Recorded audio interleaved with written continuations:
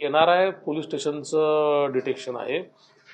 NRI police स्टेशनला एक complaint आली जादूटोण्याची आणि सध्या जे भोंदूबाबांचं सगळीकडं आपण ऐकतोय त्याच्याबद्दलची एक तक्रार होती. पीडित महिला आहे.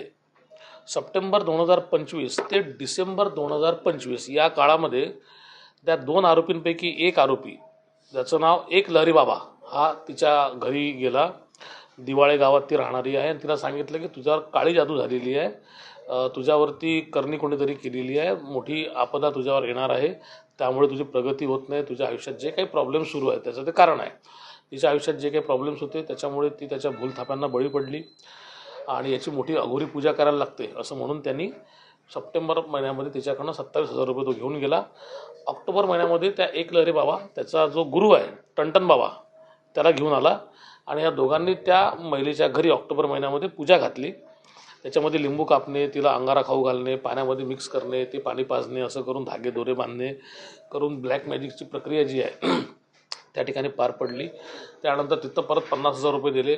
वेळोवेळी काही पैसे त्यांनी ऑनलाईन नेले, कारण जी काही आता विधी झालेली आहे ही विधीचा इफेक्ट राहावा म्हणून काही मंत्रोपचार करायला लागतील असं म्हणून ऑनलाईन आणि कॅश या दोन्ही स्वरूपात त्यांनी 1,90,000 रुपये तिच्याकडनं सप्टेंबर 25 ते डिसेंबर 25पर्यंत घेतले.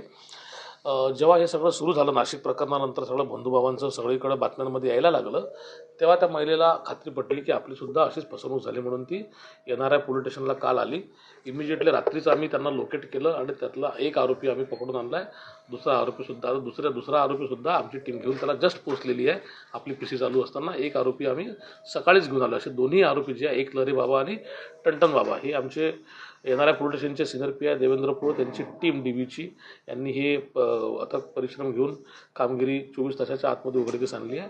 आम्ही आवाहन पण करतो लोकांना याच्याद्वारे की कुठल्याही अशा प्रकारच्या अघोरी प्रथांना किंवा भूलथापांना बळी पडू नका. हा सगळा भोंदूबाबांचा फसवेगिरीचा प्रकार आहे. यापूर्वी जर कोणासोबत असं झालं असेल तर त्यांनीसुद्धा आमच्याकडे येऊन तत्काळ त्याची तक्रार द्यावी. आम्ही गुन्हा त्याचा नोंद करू.